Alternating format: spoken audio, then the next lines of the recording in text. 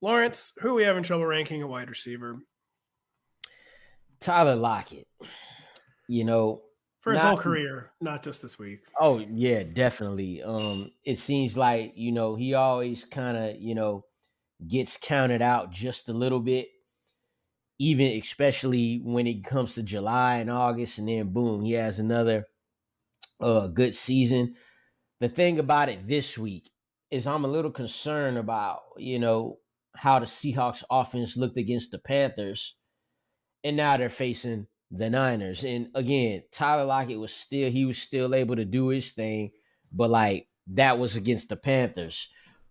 It'll be just a little bit tougher against these here 49ers. And again, the touchdown he caught in week 14, the toe tap drill kind of saved his fantasy day. Other than that, it was 5 catches for 60 yards. So going against this top tier defense that has been completely shutting teams down. They did it to the Dolphins.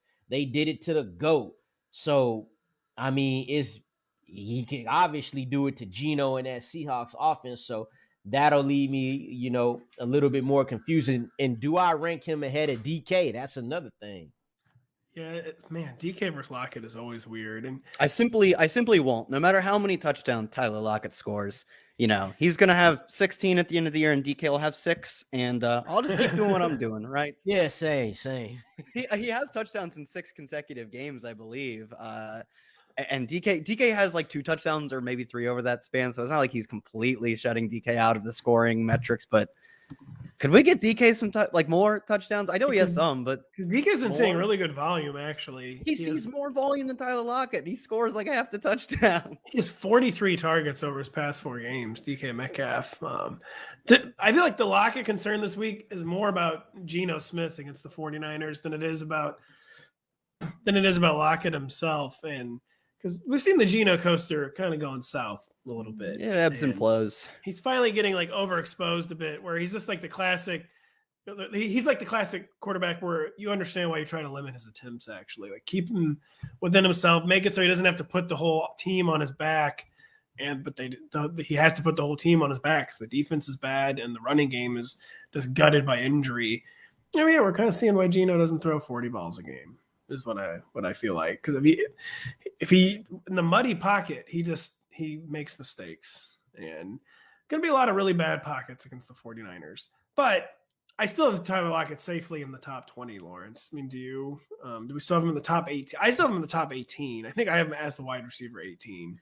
I put him right inside the top 20 because how can you not? Like, I'm doing it and I'm seeing all the receivers there, it's just like, okay, even though, the Colts are going up against the Vikings who just gave up everything to the Lions, like I still have to have Lockett in there because he's undeniable. Kyle mentioned it, a touchdown in 6 straight games.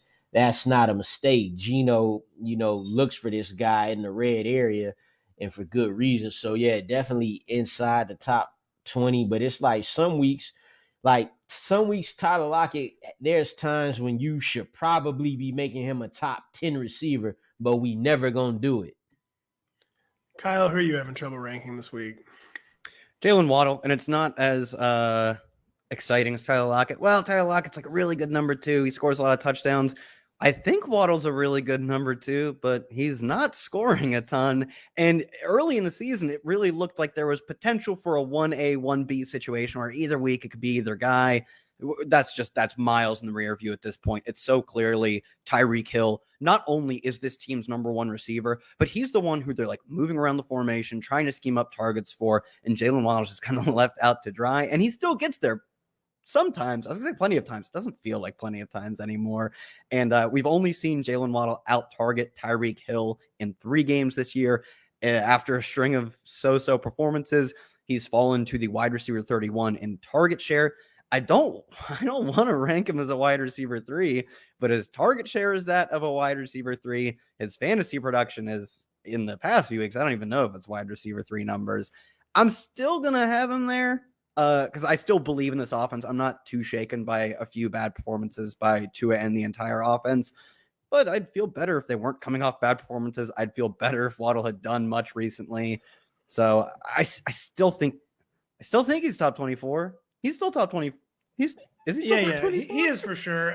Partly, I think he must be dealing with like a horrible leg bruise. Again, to be listed with the fibula, 5 or fewer targets in 3 of his past 4 games. I mean, that is weird and concerning. I mean, he's had a concerning amount of just 5 target games all year, as you kind of alluded to.